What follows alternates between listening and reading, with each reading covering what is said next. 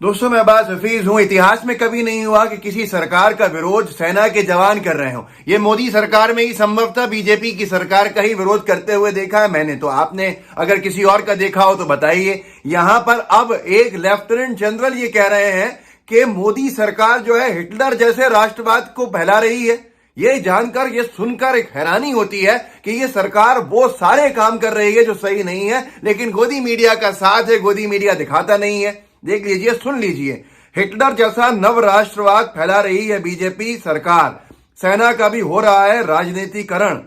ये किसने बयान दिया है? Lieutenant general retired HS. Panag ने। एच.एस. पनाग साहब सेना के वीर जवान हैं, जिन्होंने अपने जब उनकी पोस्टिंग रही तो कितने न जाने दुश्मनों को चित कर दिया। अब वो लेफ्टिनेंट जनरल आज ये कह रहे हैं कि मोदी सरकार जो है वो हिटलर जैसा राष्ट्रवाद फैला रही है। इससे बड़ा विरोध क्या होगा? लेकिन उसके बाद भी गोदी मीडिया को साफ सूंघ गया है। गोदी मीडिया बात करने को तैयार नहीं है कि सरकार गलत है। आप आगे सुनिए। उनसे सवाल किया लेफ्टिनेंट पनाग से, लेफ्टिनेंट जनरल पनाग साहब से, क्या भारतीय सेना का आज पहले से कहीं अधिक राजनीतिकरण हो गया है? उन्होंने क्या जवाब दिया है? उन्होंने जवाब दिया है कि सेना को बड़े सम्मान के साथ लोग देखते हैं और नेता इसी भावना का फायदा उठाते हैं। ये सकारात्मक या नकारात्मक दोनों हो सकता है। लाल बहादुर शास्त्री ने जय जवान जय किसान का नारा दिया, यानी सैनिक और किसान हमारी सबसे बड़ी ताकत है। आज सशस्त्र बलों और सत्तासीनों के बीच की रेखा धुंधली हो रही है। जो सरकार है वो और सेना के बीच की जो रेखा है जो अलग करती है वो धुंधली हो रही है। ये लेफ्टिनेंट जनरल पनाग साहब कह रहे हैं। इतनी कि अगर सरकार की आलोचना करोगे लद्दाख में चीन के खिलाफ, उसके कदम अपर्याप्त हैं, तो वो कहते हैं कि आप सेना की आलोचना कर रहे हैं। इसने पूरा इस सेंटेंस ने, इस स्टेटमेंट ने पोल खोल के रख दी है मोदी सरकार की। इतनी बड़ी बात जो आज तक आम लोग कह रहे थे, अब सेना के वीर जवान जिनकी वीरता के लोग गाथाएं सुनते हैं, उन्होंने ये कहा है। उसके बाद भी गोदी मीडिया खामोश रहेगी।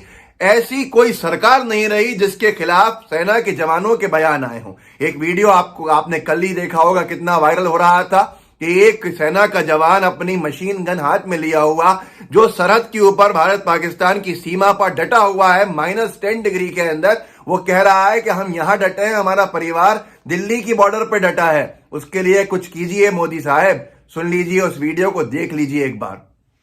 जो आदमी -10 में रह गए, इस पाकिस्तान बॉर्डर के ऊपर आदमी घास फूस की तरह काट सके है ना, तो उसका परिवार दिल्ली बॉर्डर के ऊपर बैठा है। मोदी साहब उसके लिए क्या कर सके है, सोचिए बात ने।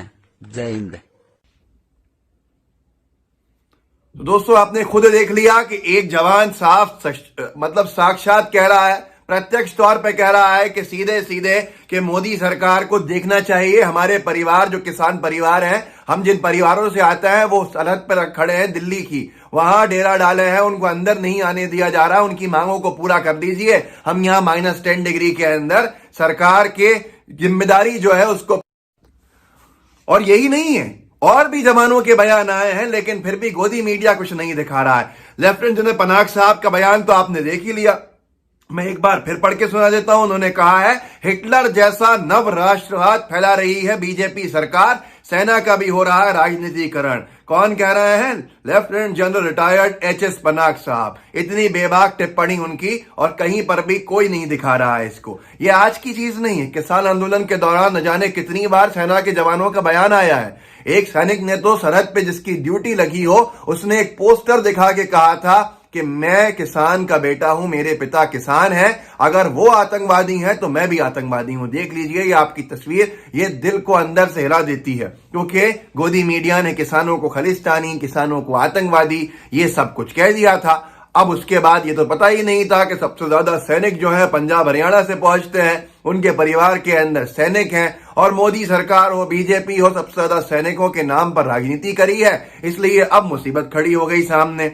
26 जनवरी को न जाने कितनी बड़ी संख्या के अंदर हमारे पूर्व जो सैनिक हैं, जो रिटायर्ड हो गए हैं, वो अपने मेडल्स लौटाने वाले हैं, सिर्फ इसलिए कि किसानों के साथ वो खड़े हैं। आज तक की खबर, किसानों के समर्थन में पूर्व सैनिक कहा सरकार नहीं मानी तो 26 जनवरी को लौटाएंगे अपने मेडल। इससे दुखद क्या होगा, इससे अफसोस की बात क्या होगी? लेकिन किसी को सुनना ही नहीं है, क्योंकि गोदी मीडिया को दिखाना नहीं है। ये सरकार जो सबसे ज्यादा सेना के नाम का सहारा लेती हो वोट मांगने में, सेना के जवान इनके खिलाफ खड़े हुए हैं। आप देखिए न्यूज 18 ने खबर छापी, किसान आंदोलन को मिला दुश्मनों के दांत खट्टे करने वाले पूर्व सैनिकों का साथ, अंबाला से दिल्ली रवाना हुए पूर्व सैनिक। ये देख लीजिए, इतनी बड़ी बात है यहां पर, लेकिन दिखाने को तैयार नहीं है। आज किसानों की पीड़ा दिखाने को तैयार नहीं है। सेना के जवान इनके खिलाफ बयान दे रहे हैं। उसके साथ साथ मनीष दीक्षित जी हैं, भोपाल के एक बड़े अखबार के अंदर संपादक रहे, उन्होंने आज ट्वीट करके बताया, मध्य प्रदेश में बिजली विभाग की प्रताड़ना से परेशान किसान ने लगाया मौत को गले। किसान ने सुसाइड नोट में क्या लिखा है जानते हैं आप? इनके ट्विटर से जानकारी मिलती है। उसने लिखा कि मरने के बाद उसके शरीर को शासन को कर दें सुपुर्द, जिससे शासन उसका शरीर का एक एक अंग बेचकर वसूल ले अपना कर्ज। आप सोचिए, उन्होंने लिखा है नीचे, क्या शिवराज सिंह चौहान जी अधिकारियों पर कार्रवाई करेंगे? अब इससे ज्यादा क्या होगा आप खुद सोच सकते हैं। इतनी ज्यादा परेशानी की चीज, इतनी बड़ी घोर आपत्तिजनक, इसके बाद भी कोई भी वो नहीं मान रहा है कि साहब ये गलत है, सेना सही है, किसान सही है। आप खुद देख लीजिए, इसको आगे बढ़ाइए, लोगों को बताइएगा कि सेना के जवान भी जो है वो मोदी सरकार संतुष्ट नहीं है एक बड़ी संख्या के अंदर, पर गोदी मीडिया दिखा नहीं रहा है। किसानों का साथ दीजिए, जवानों का साथ दीजिए, शास्त्री जी के नारे का साथ दीजिए, जय जवान जय किसान का। इस वीडियो को आगे बढ़ाइए, लोगों को जागरूक कीजिए। मेरे चैनल अब्बास हफीज को सब्सक्राइब जरूर कीजिएगा। जय हिंद, जय भारत। आज जिस प्रकार से पिछले 15-16 दिन से हमारे देश के अन्नदाता, हमारे किसान आज पूरी दिल्ली के चारों तरफ ऐसी इसी ठंड के अंदर वहां पर पड़े हुए हैं। कुछ जिस देश के अंदर काले कानून लाए गए हों, किसानों के अहित में जो कानून लाए गए हों, उसी को लेकर के आज पूरे देश के सैनिकों ने यहाँ पर एक जो है सभा करी है लखनऊ के अंदर। जयप्रकाश मिश्रा साहब के नेतृत्व में मैं धन्यवाद करता हूं साहब को कि आपने इतना इनिशिएटिव लेकर के यहाँ जितने भी उत्तर प्रदेश के सैनिक हैं, और आपका message not only Uttar Pradesh, आप पूरे देश में जो है आपका मैसेज गया है। हम भी किसी पत्र अपने न्यूज पेपर के माध्यम से आपका मैसेज पढ़ा और हमें बड़ी खुशी हुई कि आपने इतनी इनिशिएटिव लेकर के पूरे देश के सैनिकों को लामबंद कर रहे हैं। और मैं आपके चैनल के माध्यम से रिक्वेस्ट करूंगा, जितने भी मेरे देश के सैनिक हैं, आओ हम सब किसान के बेटे हैं। हम किसी धन्ना सेठ या फैक्ट्री मालिक या किसी गद्दार नेता के बेटे नहीं हैं। हम तो सैनिक के बेटे हैं। हम किसान के बेटे हैं। हम किसान के घर से अच्छे से संस्कार लेकर के देश की सीमाओं की हिफाजत करने जाते हैं और देश की रक्षा करते हैं, अपने प्राणों की बाजी लगाते हैं। हम लोगों को भी अपने पिताओं के साथ, किसानों के साथ और अपने भाइयों के साथ कंधे से कंधा मिला करके इन काले कानूनों को वापस लेने के लिए पूरी ताकत के साथ दिल्ली कूच करना होगा। और जो गुंगी बहरी सरकारें हैं, जो अहंकार के अंदर आ चुकी हैं, मैं कहना चाहूंगा मोदी साहब, आप वहां पर कोई तलवार की लड़ाई जीत करके नहीं आए, कोई युद्ध जीत करके नहीं आए। आप इन्हीं किसानों ने आपको उस मुकाम पर बिठाया है, उस गद्दी पर बिठाया है। यदि आज आप इन किसानों की अनदेखी करेंगे, आने वाला वक्त आपको बताएगा, आपको वापस जो है रसातल में दफनाएंगे, यही किसान दफनाएंगे। मैं चैलेंज करता हूं, या तो आप सुधर जाइए, हम आपको अभी भी मौका दे रहे हैं, और या फिर जो है इन किसानों के जो